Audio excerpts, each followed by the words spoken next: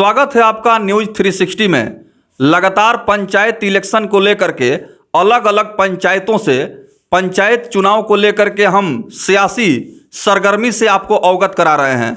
बात पटेढ़ा पंचायत की आज होगी, जो सिवान जिला के महाराजगंज प्रखंड के अंतर्गत आने वाला ग्राम पंचायत राज है।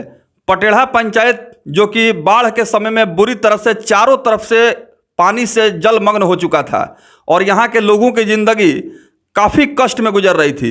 उस समय हमारी मीडिया की टीम भी क्षेत्र का जायजा लेते हुए जब यहाँ पहुँची थी तो लोग कहीं न कहीं काफ़ी कष्ट में जीवन गुजार रहे थे। और इस बार पंचायत का चुनाव में जनता मुद्दों के आधार पर मतदान करने की तैयारी कर रही है। हमारे साथ मुस्तफ़ा अंसारी हैं, जो ग्राम पंचायत राज पटेढ़ा से भावी मुखिया प्रत्याशी हैं, जो जनता से क्या कुछ अपील कर रहे हैं। मुस्तफ़ा अंसारी जी। पटेढ़ा मेरा घर हुआ। मैं कंस्ट्रक्शन कंपनी में काम करता हूँ, कंस्ट्रक्शन का कंपनी चलाता हूँ। तो यहाँ पर समस्या है विकास का, और विकास के मुद्दे पे हम चुनाव लड़ रहे हैं। और यहाँ तमाम पंचायत के सभी वोटर से कहना है कि इस बार बदलाव लाएं और निश्चित रूप से यहाँ विकास होगा। तो बदलाव की बात कर रहे हैं मुस्तफ़ा अंसारी साहब, बदलाव क्यों जरूरी है?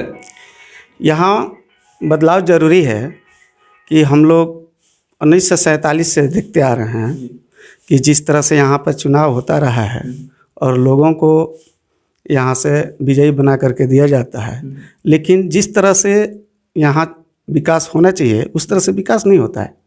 नल जल की क्या स्थिति है? क्योंकि सरकार ने खजाना खोल दिया है, बहुत ज़्यादा पैसा दिया गया है नल जल के लिए। नल जल के लिए यहाँ पर काम हुआ है, लेकिन उस तरह से काम नहीं हुआ है जिस तरह से होना चाहिए। कहीं ना कहीं जो मानक है उसका ख्याल नहीं रखा गया। नहीं, मानक को तो ताक पे रख दिया गया है। यहाँ पर मानक को ख्याल नहीं रखा गया। तो क्या यहाँ नल जल योजना में भी बड़े पैमाने पर कह सकते हैं अनियमितता बरती गई है क्या? बहुत अनियमितता बरती गई है। यहाँ पर तो वार्डरों पर नोटिस तक कराया गया है। वार्डर से मिल करके ये जो खेल हुआ है, जिसमें 4 नंबर, 1 नंबर और 8 नंबर वार्डर के साथ जो किया गया है, यहाँ पर बहुत गलत किया गया है। तो वार्ड सदस्य पहली बार चुनाव जीत करके आए थे और बिहार सरकार के मुखिया नीतीश कुमार ने मुख्यमंत्री 7 निश्चय योजना में बड़े पैमाने पर वार्ड सदस्यों को भूमिका और भागीदारी दिया कि वे नल जल योजना का काम सुचारू रूप से धरातल पर कराएं। लेकिन पंचायत के मुखिया कहीं न कहीं वार्ड पर काफ़ी भारी पड़े और उन्होंने दबाव बना करके वार्ड सदस्यों के साथ एक तरह से कहा जा सकता है कि चेक पर साइन कराया गया, पैसे का उठाव किया गया और सही ढंग से धरातल पर काम नहीं हुआ। सही तरीके से धरातल पे काम नहीं हुआ। तो अगर आप मुखिया बनते हैं पटेढ़ा से और इस पंचायत की जनता आपको मुखिया पद पर सेवा करने के लिए मौका देती है, तो आपका चुनावी एजेंडा क्या है? आपका मिशन क्या है? मिशन है यहाँ पर जो भी करप्शन होता है, करप्शन मुक्त किया जाएगा।